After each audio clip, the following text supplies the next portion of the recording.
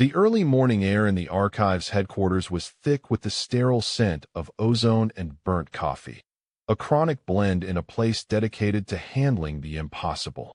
Kairos Vaughn, or Kai, sat in his reinforced concrete cube office, trying hard not to look at the monitor displaying space-time oscillation graphs from unspecified Zone 7, a mess he had spent 30 hours cleaning up the previous week.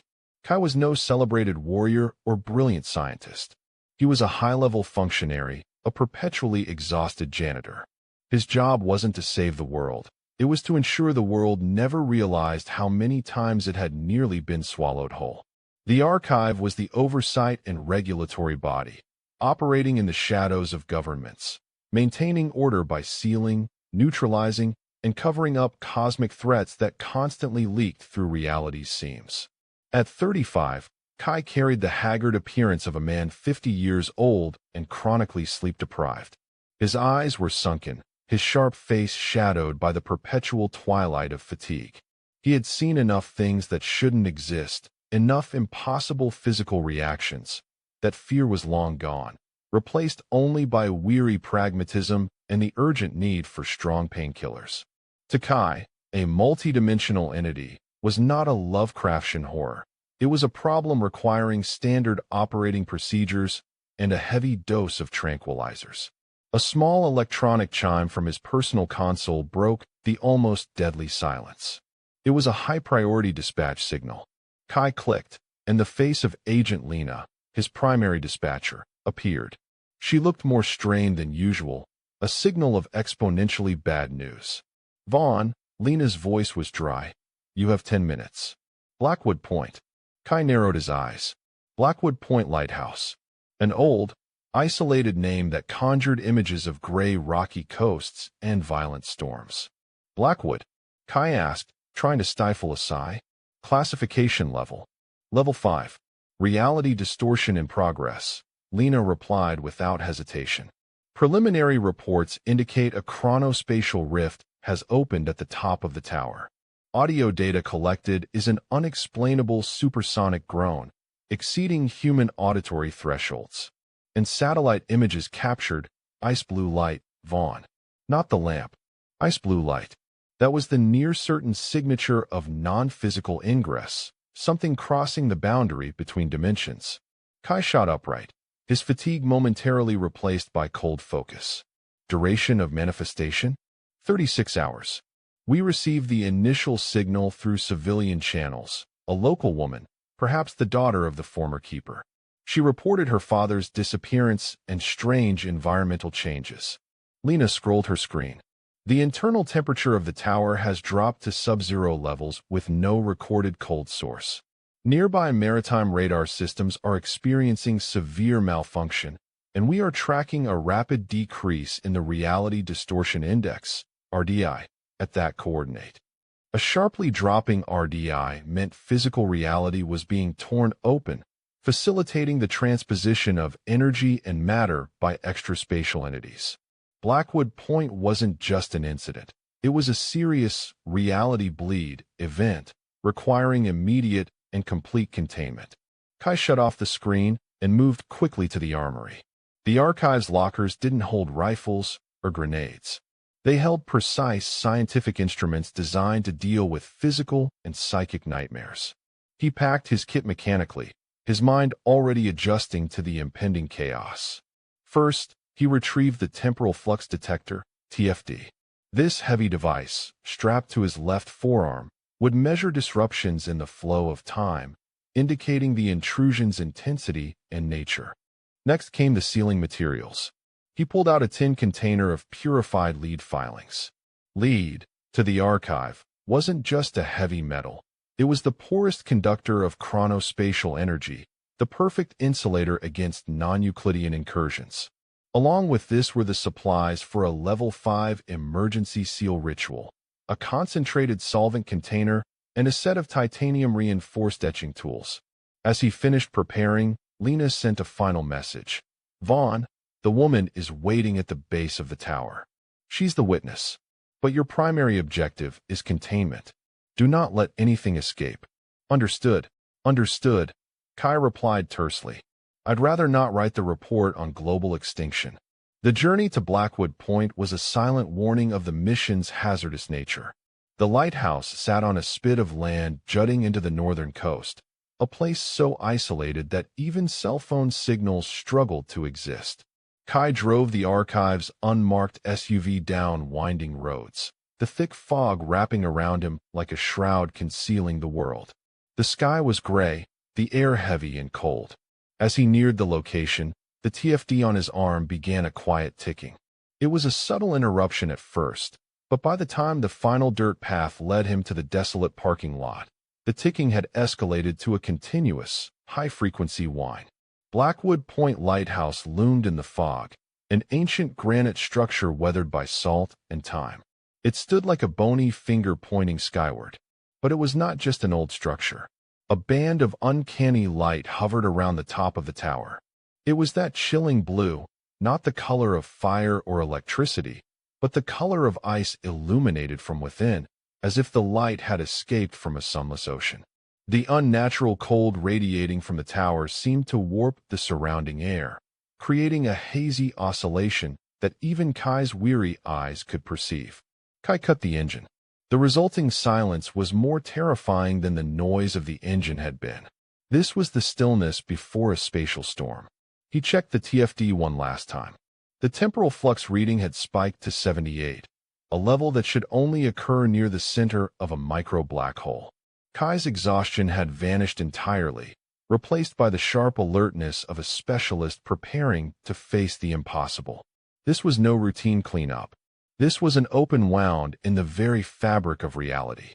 He stepped out of the vehicle, carrying his containment kit case. In the small parking lot, beneath the chilling shadow of the lighthouse, an old pickup truck was parked, and a solitary figure waited. The woman who had called the archive. Kai tightened his grip on the upgraded Electrum sidearm tucked inside his jacket pocket. He knew the main danger wasn't what waited at the top of the tower, but what people did after witnessing it. Meeting the witness was always the most tedious and volatile part of the job. Liz Vance did not fit the image of the hysterical daughter Kai had imagined. She wasn't sobbing or screaming. Liz stood stiffly beside the rusted pickup, bundled in a thick coat. Yet, beneath her rigid exterior, her eyes betrayed utter, frozen panic. As Kai approached, she recognized him immediately. Even though he wore a generic, unbranded jacket and carried a case that looked like something an insurance adjuster might use. Perhaps his professional chill was identification enough. "You're the one from them?" Liz asked, her voice hoarse from the cold and fear. "I'm Vaughn. I'm with emergency coordination," Kai said, his voice flat and emotionless. He bypassed naming the archive. "My father. He vanished 2 days ago," Liz said, pointing to the tower. Then the lighthouse started doing weird things. The noises. The cold. I tried calling the police, but they said I was making it up. "Have you been inside?" Kai asked, checking the TFD again. The RDI indicator was dancing wildly.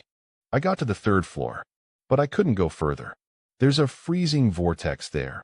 Liz shivered, despite her attempts to maintain control. "It's so cold my bones hurt." Reality, it didn't feel right anymore. Like the air was compressed. I saw that blue light and heard the groaning. Kai mentally logged the data. Freezing vortex, impossible temperature drop, and distortion of perceptual reality. This solidified the hypothesis of a high-level dark entity attempting to materialize or expand its spatial presence into this dimension. "Stay here. Do not approach the tower, no matter what happens," Kai instructed. Liz gripped his forearm. "Where is he?" "My father, John Vance." "Is he still in there?" Kai avoided her gaze. Empathy was a burden he couldn't afford on this assignment. "I don't know, Ms. Vance.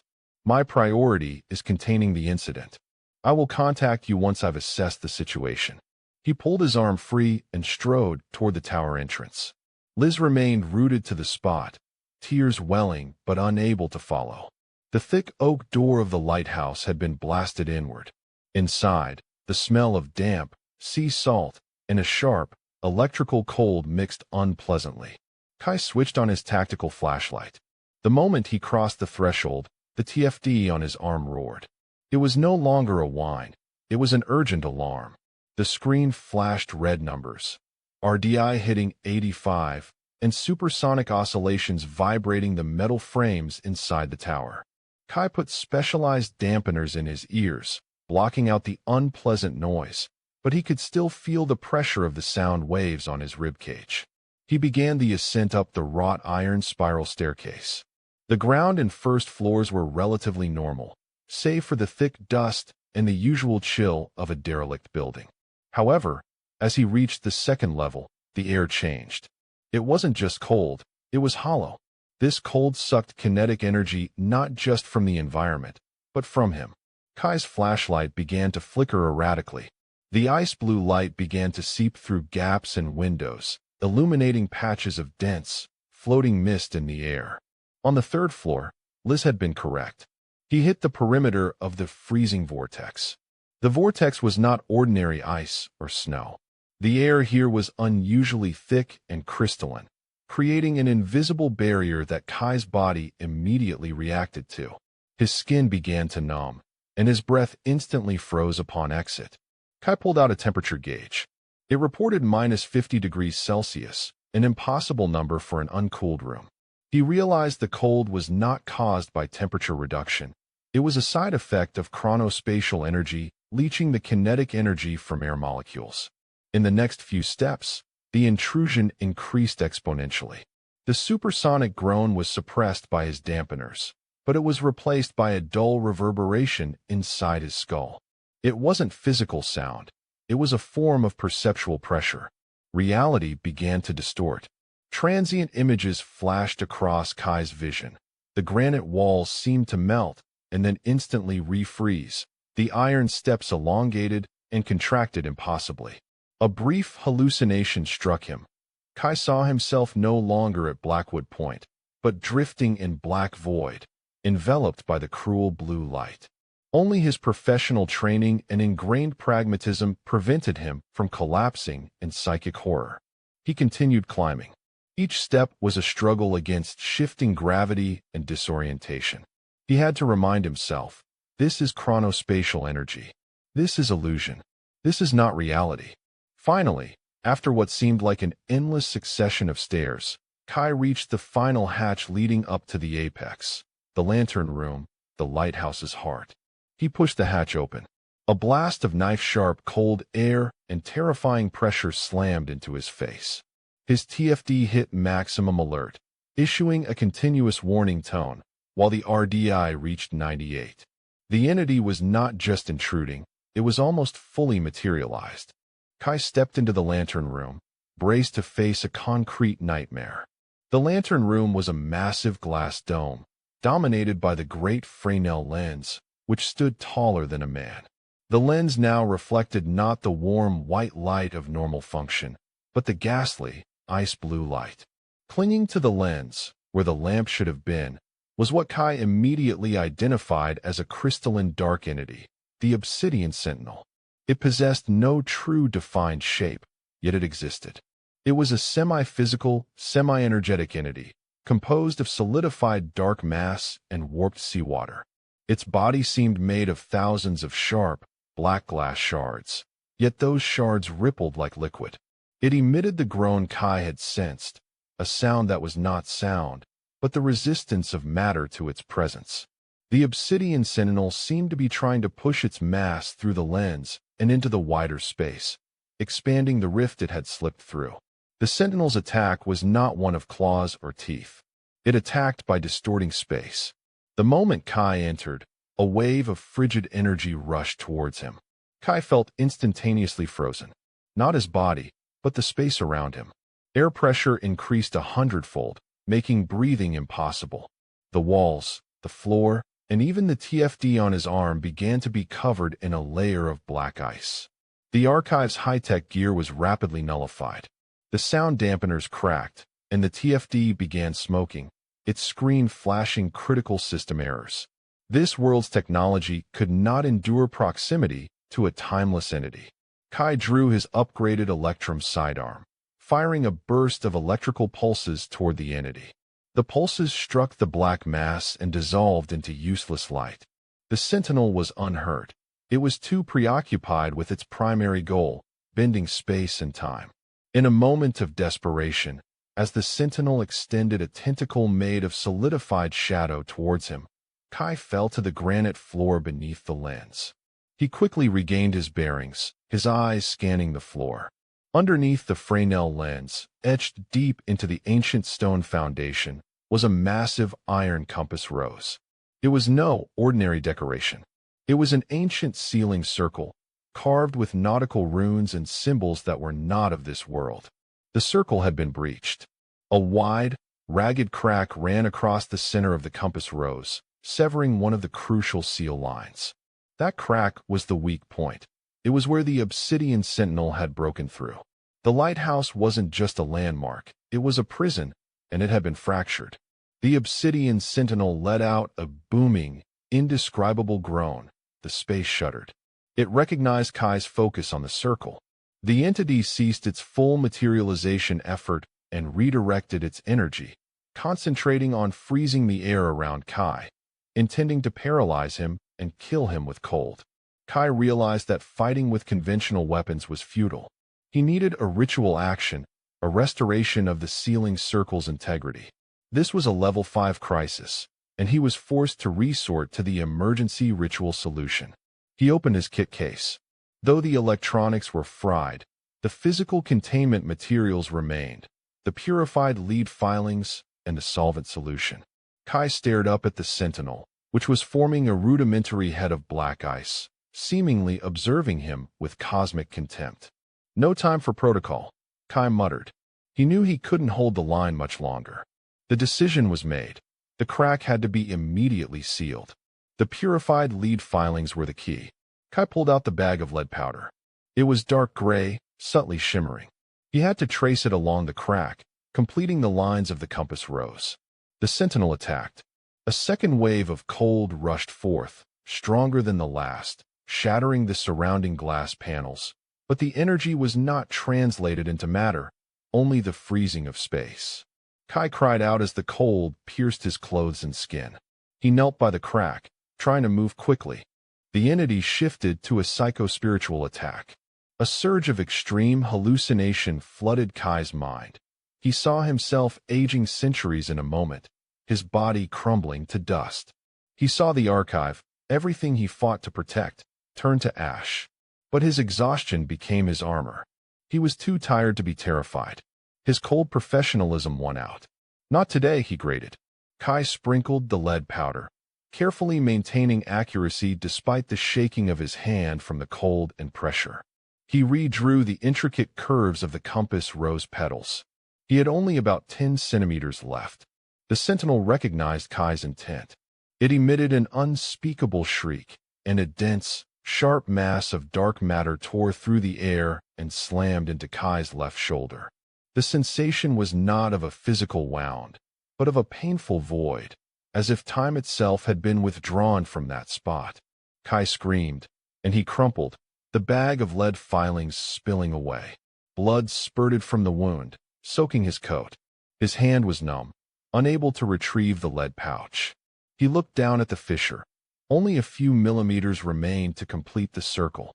If he failed, the sentinel would escape fully, and the reality bleed would consume the lighthouse and likely the nearby coastal town. In a final moment of sacrificial, desperate clarity, Kai did not hesitate. He took his injured, bloodied right index finger and slammed it into the final gap of the crack. Kai's blood, warm and imbued with the kinetic energy of this dimension, touched the lead powder and soaked into the granite. The reaction was instantaneous. A hot, orange light flared up, violently opposing the icy blue.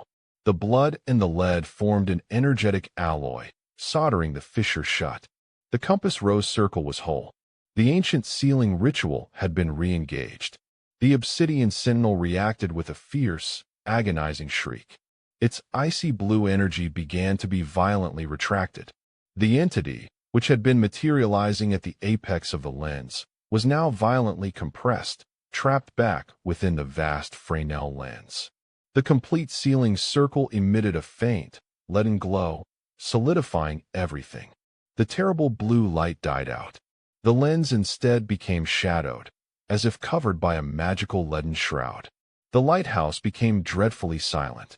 Kai lay on the stone floor, gasping. His shoulder throbbed agonizingly, but the TFD, though damaged, had stopped alerting. The entity was locked. Mission accomplished. It took Kai nearly an hour to apply a crude bandage to his wound and gather enough strength to stand. The lantern room was quiet now, holding only the normal chill of metal and glass. Kai began to search. He found the journals and old papers of the lighthouse keeper, John Vance, hidden in a secret compartment beneath the floorboards. As he read, the grim truth was revealed. Blackwood Point Lighthouse was not built to warn ships. It was built as a perpetual prison. It was a chronal lock, devised by an ancient sect, or perhaps a precursor version of the archive itself. Its purpose was to contain the Obsidian Sentinel, one of the first beings to leak from the eternal fissure, a primal rift between dimensions. The journals detailed the maintenance ritual, the lead seal gateway. Rite had to be performed after every full moon cycle to repair the micro-fissures that appeared on the compass rose due to cosmic pressure. Crucially, the rite required personal sacrifice or material commitment to maintain the seal's integrity. John Vance, Liz's father, had been doing this job, as had his father and grandfather before him.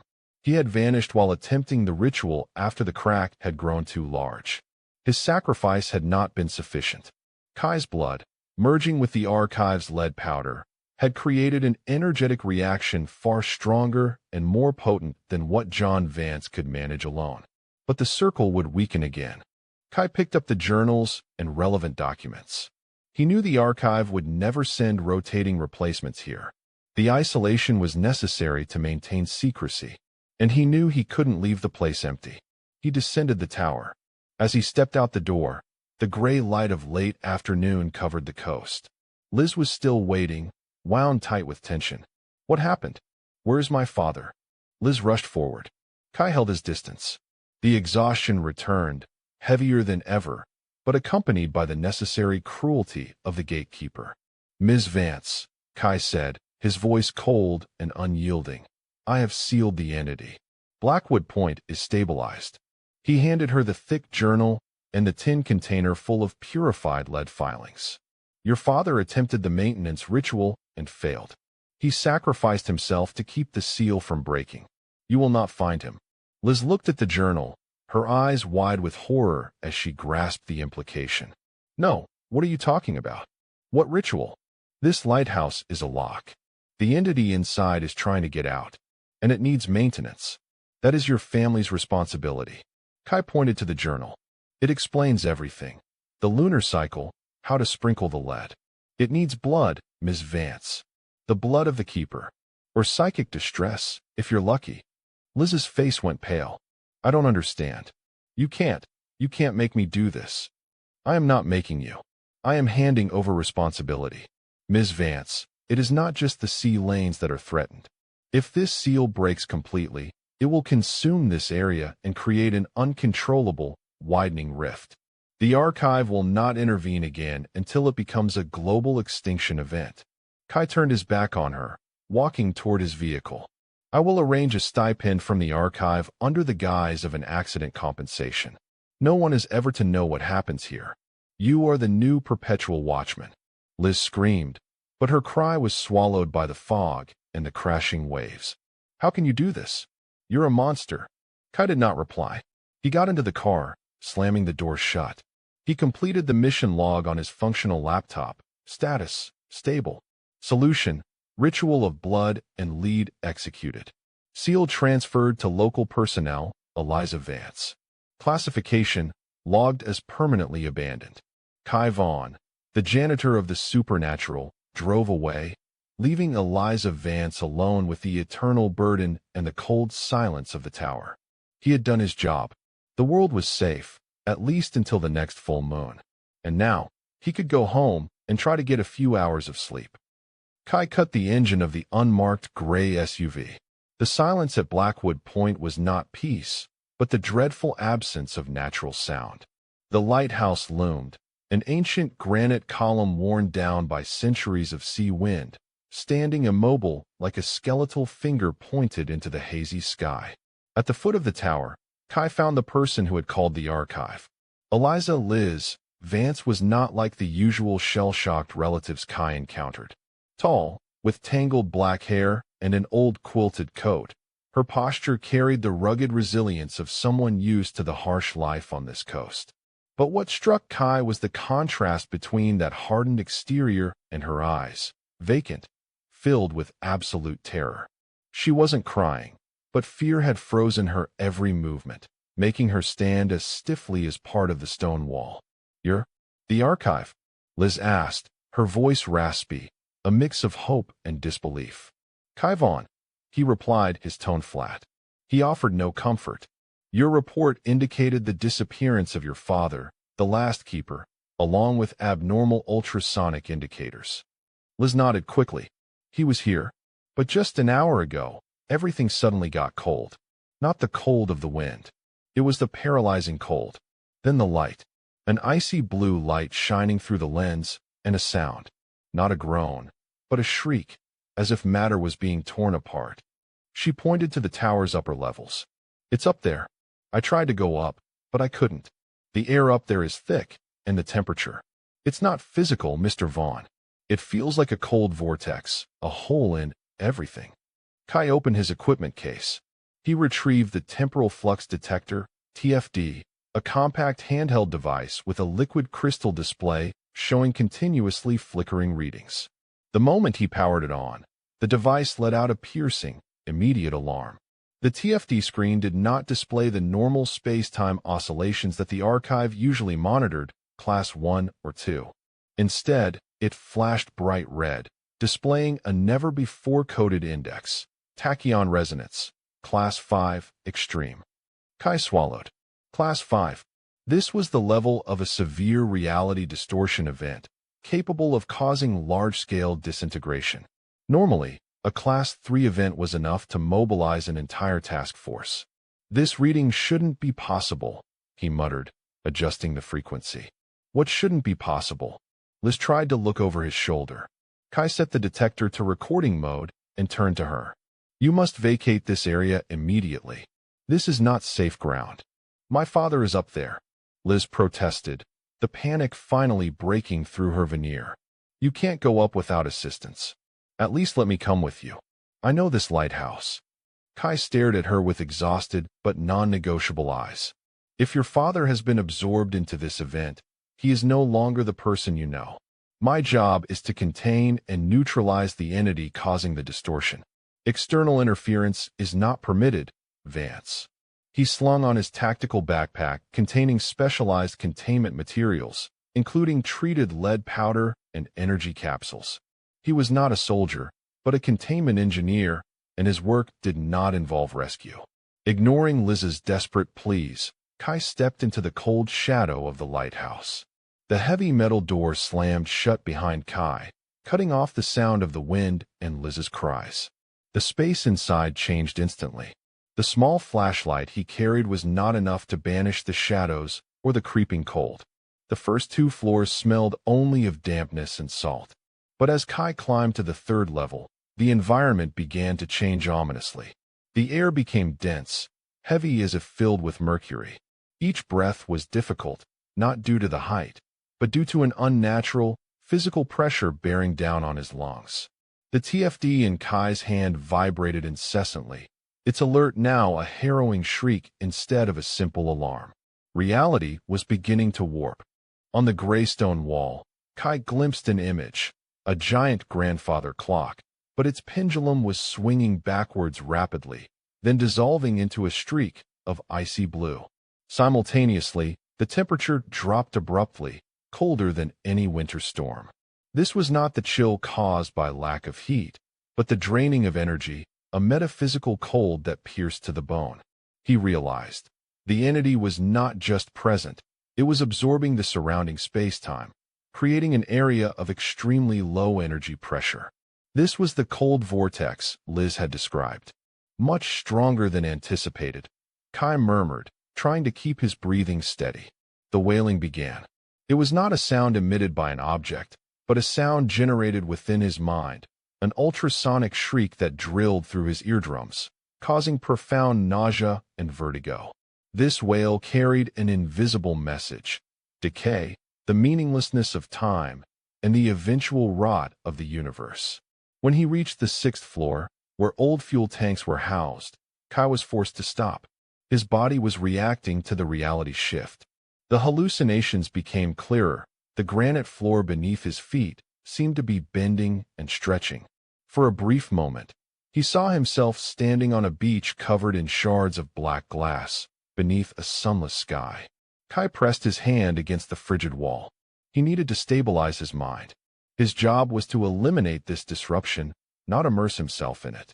He pulled out an energy capsule and swallowed it. The medication helped slow his neural reaction to psychic interference, but it could not fully halt the physical effects.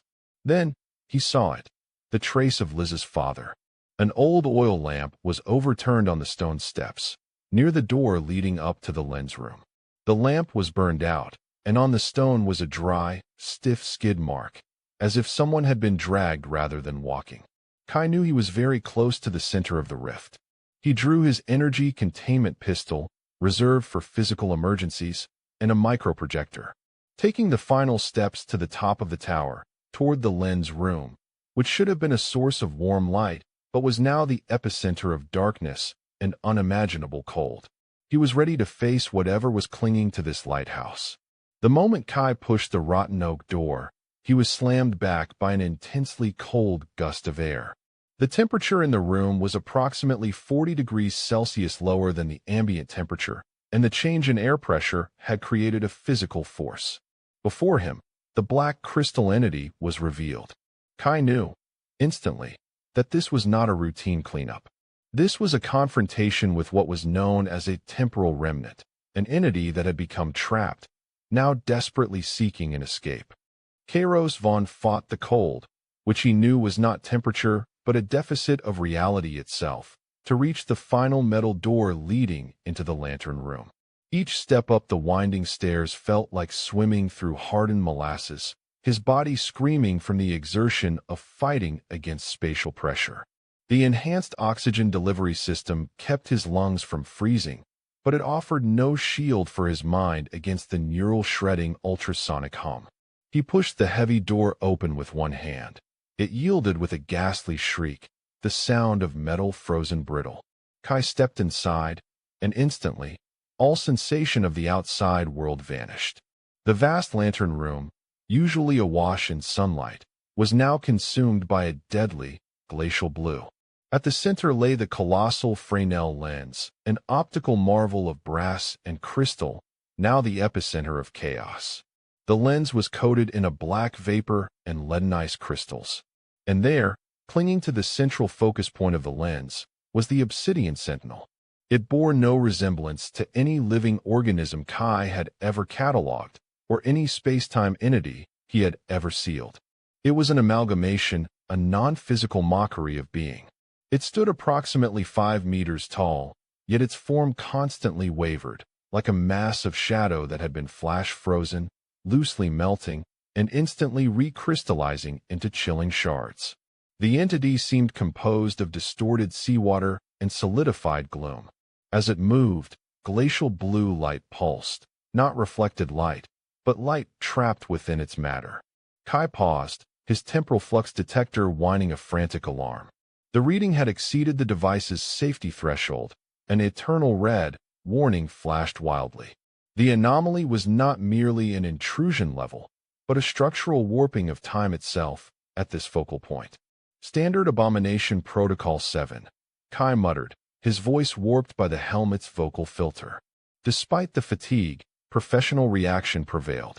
He activated his high-frequency electromagnetic pulse rifle. The goal was to temporarily paralyze the Sentinel, so he could deploy the quick-seal array. A strong cyan beam shot out, aiming for the core of the dark mass. The Sentinel's counter was nearly instantaneous, but not a physical strike. As the EMP beam neared, the space between Kai and the entity froze. The beam became trapped mid-air, neither progressing nor dissipating, but transforming into a column of frigid blue ice. a testament to the distorted reality. The Sentinel seemed sightless, yet it registered Kai's presence. A wave of absolute cold radiated outward, not cold air, but the draining of thermal and psychic energy. The Obsidian Sentinel launched its true attack, spatial dread. The pain was not corporeal, but conscious. Kai felt as though his body was being torn from the stream of time, his mind flooded with cosmic horrors. He saw himself decaying to dust, saw his life rewound and fast-forwarded simultaneously, saw the archive collapsing into a black hole. It was the assault of an entity whose existence defied order, designed to paralyze his will through cosmic terror. Kai's reinforced armor vibrated violently. The advanced electronics in his helmet began to fail. The HUD screens flashed wildly before turning red, then black. The temporal flux detector overloaded and melted, emitting electrochemical smoke smelling of ozone and blood. Damn it, Kai hissed. High technology was utterly useless. He backed away, drawing his secondary weapon, a solid sealing material launcher, and fired again, but the spatial resistance deflected the projectile, causing it to scrape the granite wall, leaving only a faint mark.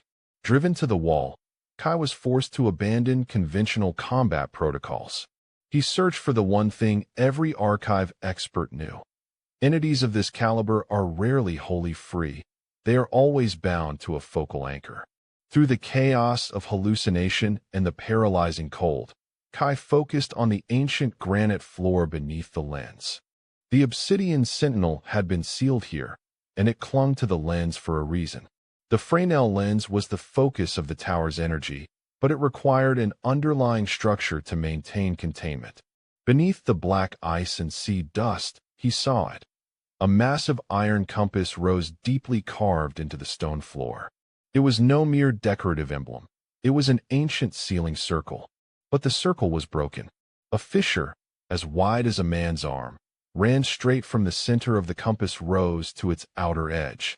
The crack was not just a physical fracture. It oozed a cold, dark energy, the very time-space laceration that allowed the Sentinel partial egress. Liz had been right. Her father, or the last Lightkeeper, had failed to maintain the ritual. The fissure had grown, and the seal had failed. The Obsidian Sentinel emitted a supersonic shriek of apparent satisfaction, as if recognizing Kai's desperation. It began to pull itself free of the lens, its form sharpening and becoming more aggressive, creating sounds like shattering glass as it detached. No time for tech, Kai gasped. He dropped the useless secondary weapon, fumbling for the special materials pouch strapped to his belt, purified lead filings. Lead. The ancient sealing metal, the most inert material for containing space-time energy. The mission was no longer to defeat the entity. The mission was to repair the fissure instantly, regardless of the cost. He had to re-weld the broken compass rose. Kai ripped off the damaged helmet, accepting the burning cold and the mind-shredding shriek for better visibility. He dropped to his knees, facing the indescribable threat. The real battle was about to begin, and it was not one of steel and claw, but of will and the void. He had to complete the rite, while the Obsidian Sentinel, now further unbound, lunged to end him and shatter the seal forever. His gloved hands dug into the pouch, grabbing handfuls of the heavy, dark gray powder. The heat was sucked out of his hands instantly, but he ignored the searing pain. The lead filings were inert, but a material of that density required a binder, a channel for the focused will required to repair an ancient dimensional prison. Only one thing, consistent in all high-level sealing rituals, would work for instantaneous structural repair on a breach this size, a life force. He plunged his tactical knife deep into his forearm, slicing through the reinforced suit layer and deep into the flesh. The shock of the freezing cold instantly cauterized the blood vessels, but enough thick, dark blood pulsed out, mixing immediately with the lead powder in his palms. This was the ritual of blood and lead. With the Sentinel less than 3 meters away, its shadow swallowing the lantern room, Kai began forcing the lead blood paste into the deep, dark fissure running across the stone compass rose. His movements were frantic, driven by adrenaline and the sheer necessity of survival. The spatial dread intensified, tearing at his mind until he couldn't distinguish between the stone floor and the endless vacuum of space. He saw the faces of every agent lost to the void, laughing at his final, futile attempt. But he focused solely on the cold, heavy resistance of the lead being jammed into the crack. The Sentinel was descending, its crystallized body striking the air, creating sharp, whip-like sounds that promised instant death. The space above Kai distorted, the pressure increasing tenfold. He felt the entity's non-physical mass about to crush him, the final, brutal act of defiance before being fully sealed. He reached the end of the fracture, scrambling to scrape the last of the blood-lead mixture into the final centimeter of the fissure. The instant the circle was completed, the mixed materials reacted violently. There was no explosion, but an inward implosion of sound and light. The lead, catalyzed by the life force, hardened instantly, locking the structural components of the ancient seal back into place. A fierce, crimson light pulsed from the newly solidified bond, momentarily overwhelming the glacial blue. The Obsidian Sentinel froze mid-launch. It let out a final, deafening shriek of pure frustration and agony, a sound that cracked the very granite around the compass rose, though the newly sealed lead held firm. The entity, now fully constrained, was violently snapped back towards the Fresnel lens, where its chaotic form melted into the black vapor, becoming a mere, shimmering pressure against the glass. The spatial distortion stabilized, and the terrifying cold receded, leaving Kai gasping on the floor, surrounded by the sudden, ordinary warmth of the sealed tower. His arm was bleeding profusely, though the initial wound had been a necessary choice. He pressed his communicator, ignoring the pain and the residual ringing in his ears. "Liz, come in. This is Vaughn." The static cleared, replaced by Liz's frantic voice, raw with terror and relief. "Kai, what happened?" "The flux readings, they stabilized immediately. Are you contained? Do you need extraction?" Kai pushed himself up, leaning against the cold, smooth brass of the lens assembly. He looked at the sealed crack, the dark red lead glowing faintly in the dim light. The repair was structurally sound, but volatile. The ancient seal had been compromised, and a fresh patch, even one strengthened by the ultimate binder, would require constant maintenance. "Negative on extraction, Liz. The threat is contained. But this isn't over." He took a deep, shaky breath. "The Blackwood Point seal array was destroyed. I used an emergency field fix, an instant seal using materials and localized energy. But it's holding, right? We can send a team to reinforce it in 48 hours. "No," Kai stated, his voice now low and uncompromising, the tone of a field operative making the final, irreversible decision. "This specific fissure requires continuous, focused energy to prevent its immediate erosion. It cannot be maintained remotely. I know what the ancient texts say about these relics. The light keepers weren't guardians of the light. They were conduits for the seal." He looked out the panoramic glass. The lighthouse beam was beginning to glow weakly, stabilizing the immediate coastline. "I am invoking the Eternal Night Watch Decree," Kai announced. The decree was the ultimate sacrifice, a protocol known only to the highest-level agents of the archive, used when an environmental breach required a permanent, solitary watch to maintain equilibrium. It severed the agent from all previous assignments, records, and contact, binding them to the sealed location indefinitely. There was a stunned silence on the other end of the line. "Kai, no. That decree, you know what it means. You can't leave. You become part of the anomaly." "I know what it means, Liz. The Iron Compass Rose requires a living keeper to channel intent into the new lead matrix. Until the archive can develop a permanent, non-biological containment solution, which could take decades, Blackwood Point needs its lightkeeper." He heard Liz crying, but her professionalism fought through the grief. "I understand, Vaughn. Your final logs will be entered into the archive. Status, bound. New designation, the lightkeeper of Blackwood Point." Kai closed his eyes. The sense of profound, lonely finality settled over him. He was no longer Kairos Vaughn, agent of the archive. He was simply the guardian, the silent sentinel against the void. He hobbled over to the console, its ancient dials now functioning correctly, and placed his bloodied hand on the cold brass lever. He flipped the switch. The Fresnel lens roared to life, not with ordinary light, but with a pure, white energy that flowed down, channeled through the restored structure, and settled into the blood-infused lead seal on the floor. "One last request, Liz," Kai said, gazing at the distant, stabilizing shoreline. "Tell the next ship that passes they have safe passage. Tell them the light is burning bright." He turned off the communicator. The silence was absolute, broken only by the steady, cyclical beam of the Blackwood Lighthouse, now burning with the strange, cold light of containment, forever guarding the edges of reality. The vigil had begun. Kairos Kai. Vaughn stared at the muted screen of his military-grade tablet, his eyes heavy with the weight of exhaustion. He was no mythical hero. He was a senior operative for the archive, the clandestine organization acting as humanity's gatekeeper, constantly cleaning up the fractures and spillage of reality. Kai's job was to maintain cosmic equilibrium, an exhausting, brutal, and entirely thankless task. He had seen too much to be afraid, leaving him only with bone-deep weariness and an ingrained, hard-edged pragmatism. This morning, the archive had ripped him from his fleeting sleep with an S-3 deployment order, a severe reality aberration event. The target, Blackwood Lighthouse, a sturdy, aging, abandoned granite structure perched on a harsh northern coastal bluff. Preliminary reports had sharpened Kai's fatigue into cold alertness.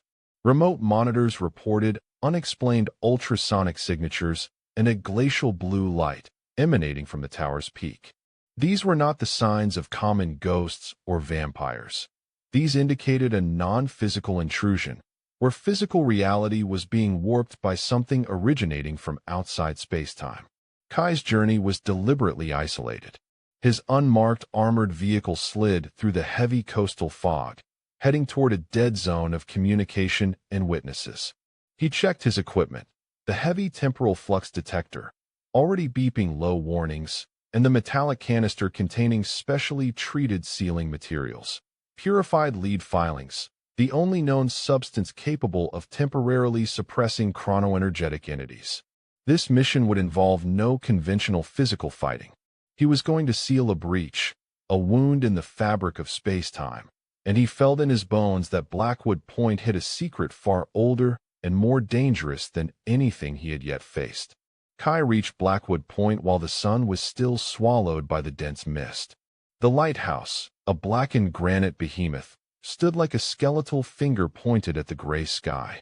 At the tower's base, he met Eliza Liz Vance.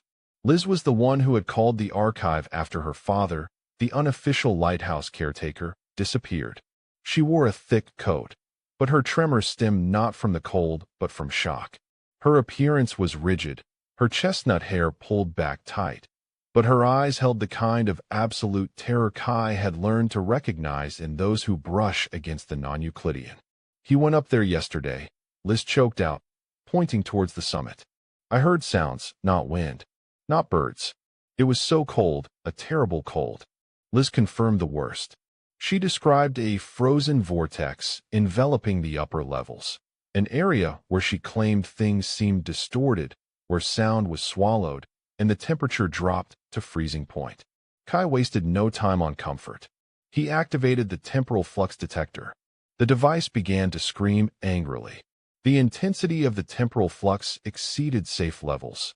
The flashing red numbers bypassed every peak he had recorded in archive history. "I need you to stay here, absolutely outside the tower," Kai said emotionlessly, ignoring her pleas to follow and find her father. Her personal safety was irrelevant compared to stopping the event from spreading. Kai began his ascent up the winding stone steps. As soon as he reached the third floor, the environment changed abruptly. The air became thick and heavy, as if he were wading through cold water instead of atmosphere. The ultrasonic moaning, inaudible to human ears but felt through bone and skull, began to resonate. As he climbed higher, fleeting hallucinations surfaced, a glimpse of the hallway below suddenly stretching for miles, then shrinking in a blink, a crack in the stone wall that seemed to open into a starless, abyssal depth. The threat was not physical. It was an erosion of chronoenergy, attempting to drive Kai mad and slow him down. He forced his mind steady, reciting sealing protocols and activating the personal sensory stabilizer mounted in his helmet. Kai stepped onto the lantern room, a space that should have held light and hope, but was instead filled with a petrified atmosphere of dread. Centered on the enormous Fresnel lens was the entity, the Obsidian Sentinel. The creature had no fixed form, but gave a powerful impression of cohesive horror. It was a semi-material, semi-energetic entity composed of solidified shadow masses and distorted strands of seawater, condensed into a sickening, twisted shape. It seemed simultaneously like a vast black crystal and a dense, churning cloud. The glacial blue light emanating from its core was not a beacon. It was a light that absorbed and warped. The Sentinel did not need to move to attack. Its mere presence was the invasion. Immediately, the temperature in the room dropped beyond measure. Kai's HUD seized up as his stabilizer overloaded. The Sentinel's attack was not with claws or teeth.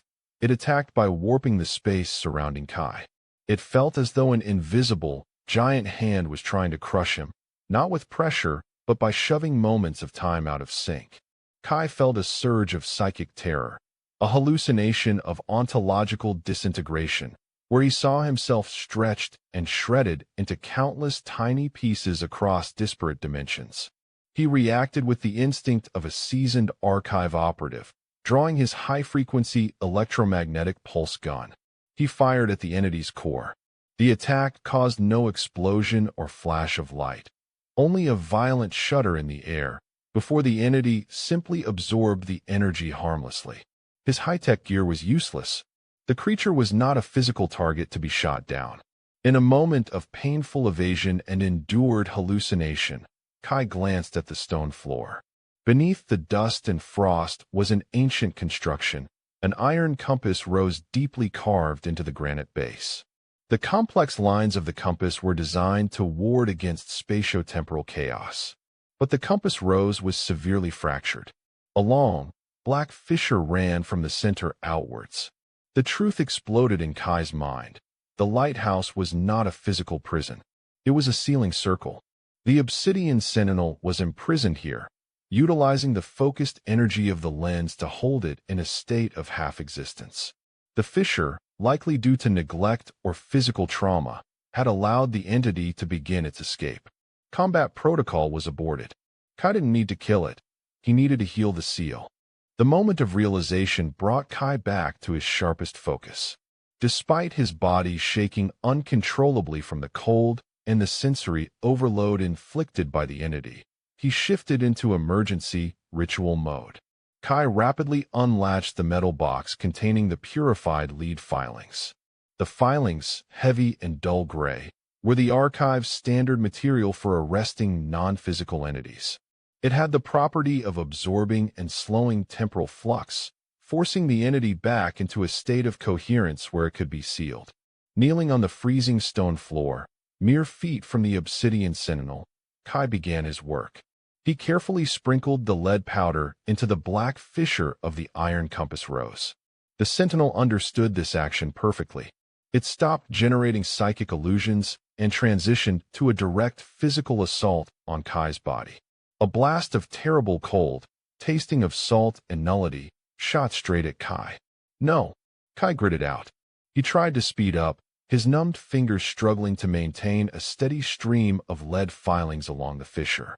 As the lead began to fill the gap, the creature shrieked a deafening sound, like a mountain of glass shattering.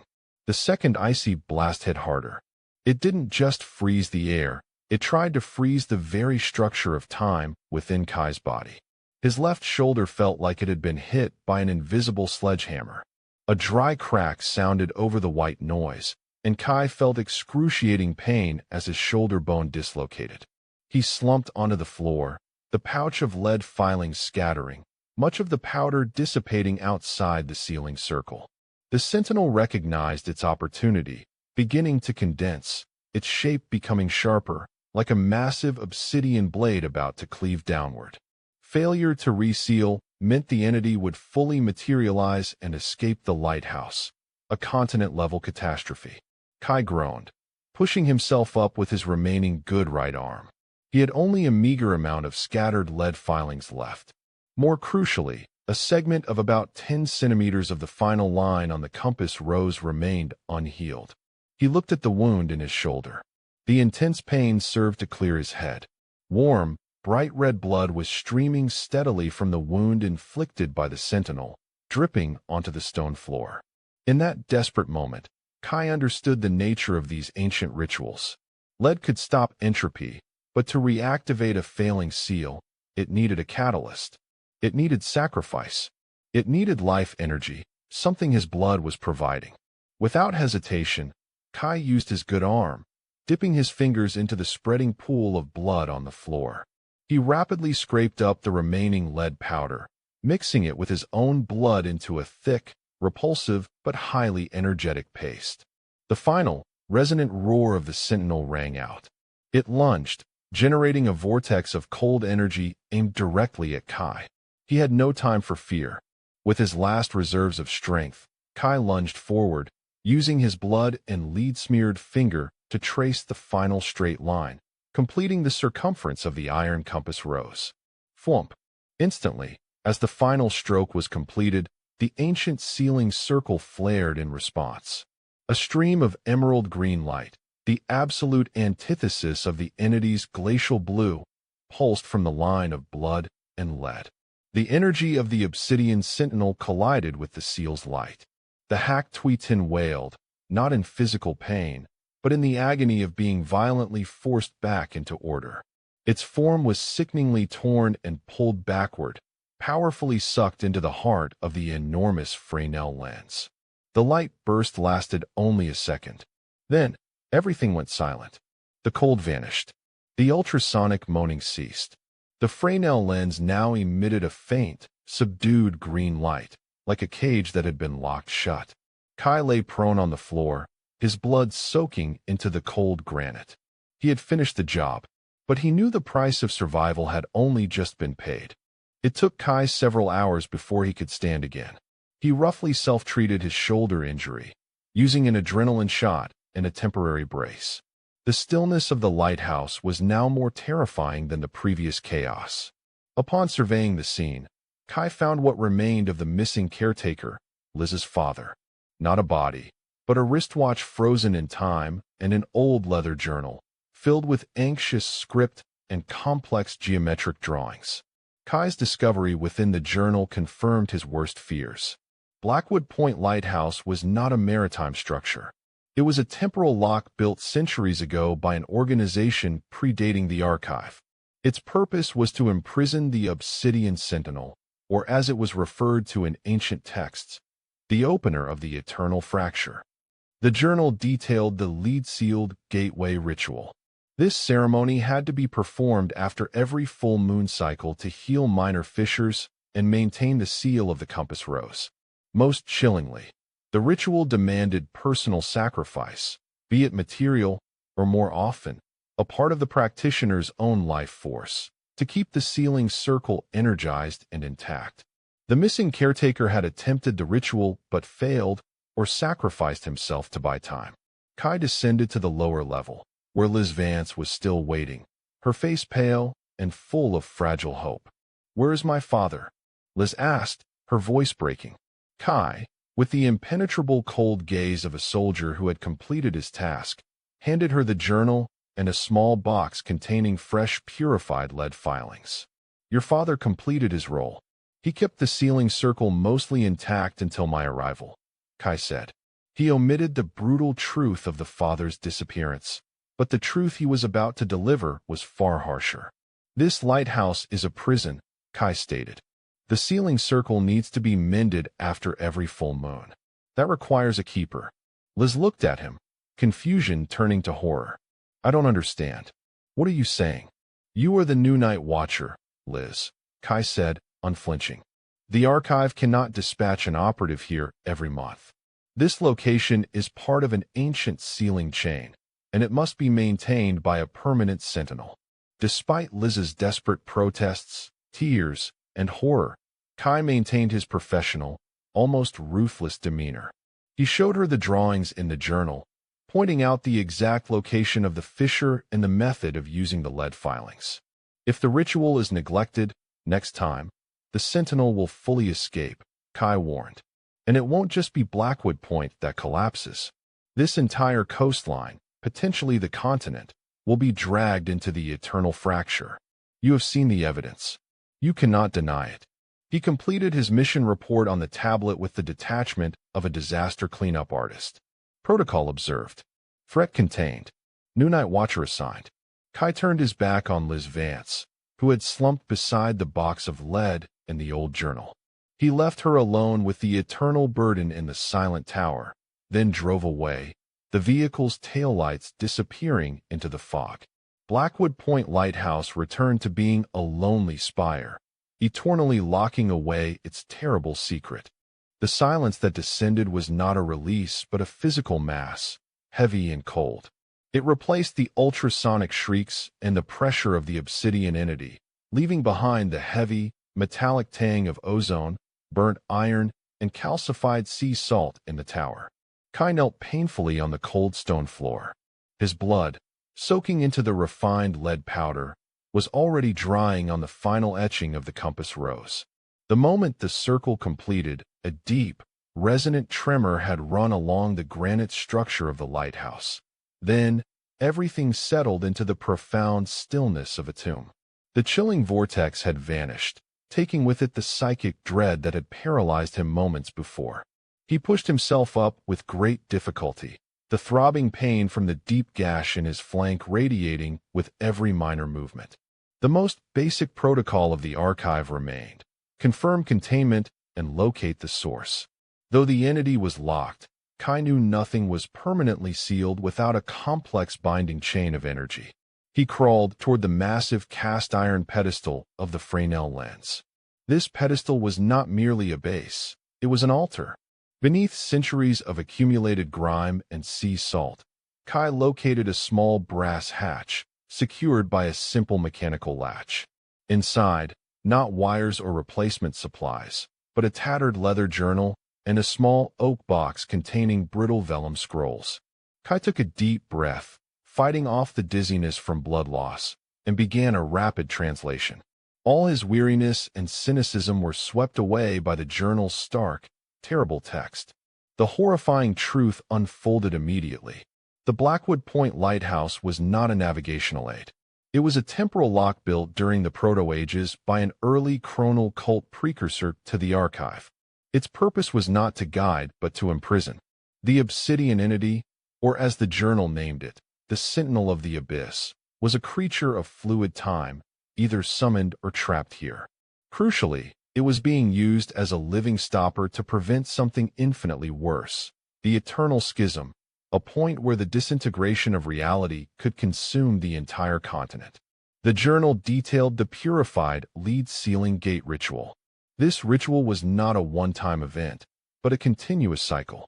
After every full moon, the sealing ring, the compass rose, had to be dusted with fresh lead powder to mend the micro-fissures caused by the friction of non-time energy. And here was the detail that made Kai shudder. The ritual required a personal sacrifice, a small portion of life energy, blood, or pain, which had to be introduced into the lead to activate and maintain the seal's integrity. Liz's father had been the preceding night watchman. The last time he performed the ritual, he had been too old, or perhaps too tired, and his sacrifice had been insufficient. The fissure widened, allowing the sentinel to twitch and eventually break free. "Damn it," Kai whispered. He knew his job wasn't over. He had sealed the entity, but he hadn't sealed the work. Kai descended the spiraling staircase slowly. Every step was torture, yet his face had regained the cold, impassive mask of a crisis manager. Liz Vance was waiting at the base of the tower, sitting on an old kerosene drum. She had dried her tears, but worry was etched into her face. When she saw Kai, She rushed forward, her eyes filled with hope and tumbling questions. Is it gone? My father, where is he? Is he all right? Liz pleaded. Kai did not flinch. He did not lie or offer comfort. He only delivered stark facts. The entity is contained. It is locked inside the Fresnel lens, Kai said, his voice level, like a technical report. As for your father, he paused, meeting her eyes directly. He is gone. Your father was the last watchman here. He was not killed. He was absorbed by the escaping energy when the seal cracked. He became the material the entity used to cross the threshold. Liz recoiled, her eyes widening in horror. No. What the hell are you talking about? He was just a lighthouse keeper. Wrong. Kai cut her off, ruthless in his delivery. He was the keykeeper. And now, you are next. He placed the old leather journal, pages bookmarked, and a coarse cloth bag containing the purified lead powder onto the stone floor. The archive can clean up an event, but we cannot clean up a temporal energy structure. We cannot relocate this temporal lock, Kai explained, his exhaustion manifest in the sharpness and clinical indifference of his tone. The seal must be maintained in place, and it requires a perpetual night watchman to perform the ritual. Liz's face was white with shock. You're insane. You can't do this to me. Get me out of here. I won't. You will, Kai stated, his voice shifting from explanation to absolute decree. This is not a choice. This is an eternal night watch decree. He pointed to the journal. You will read and understand it. You will learn how to spread the lead powder, and you will learn how to sacrifice a part of yourself to activate it after every full moon cycle. Your father's failure in the ritual nearly destroyed Blackwood Point, and had I been 10 minutes later, it would have destroyed not just this coastline, but the entire interwoven timeline anchored here. This is not a navigation point, Liz. It is a primal time regulator, and if it fails, the eternal schism will open. Tears of fury and terror streamed down Liz's face. You are a monster. I'll call the police. I'll call the press. I'll expose your crazy secret organization. Kai gave a slight nod. You are welcome to. We will erase your records, replace you with a different asset, one we can control, or, worse, we will have you declared missing, like your father. But before we do that, we will ensure you fully understand the cost. If you leave, and the seal breaks, millions will die in a chronal failure. You will live with that knowledge. He pulled out a small vial containing strong stimulants and painkillers, along with an auto-injector of adrenaline, and plunged it into his bicep. Life surged back into his body, powerful but artificial. I am not a hero, Liz. I am a cleaner, and the cleaning is done. You are the new night watchman. You cannot leave. You are the final layer of lead protecting humanity from oblivion. This burden is yours. Kai turned his back. He walked out of the lighthouse without a single glance toward Liz, who crumpled onto the stone floor, sobbing next to the horrifying journal and the fateful bag of lead powder. He climbed into his unmarked sedan. The dim light of morning was beginning to spread over the ocean, but the lighthouse remained silent, offering no warning light. Kai typed an urgent mission report onto the satellite encryption system. Mission name, Blackwood Point 037A. Threat status, contained. Breach factor, Sentinel entity resealed via blood lead ritual. Asset 007, Keeper L, Vance missing/absorbed. New asset, E, Vance designated night watchman. Request, resupply of lead powder, one-way communication equipment for designated watchmen biannually. No physical intervention. He shifted the gear lever, and the car rolled forward. In the rearview mirror, he saw Liz get up, pick up the journal, and stare up at the massive granite tower.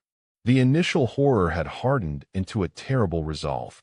Vaughn, once again, had saved the world in the cruelest way possible. He drove away, leaving behind a young woman under an eternal, silent night watch decree.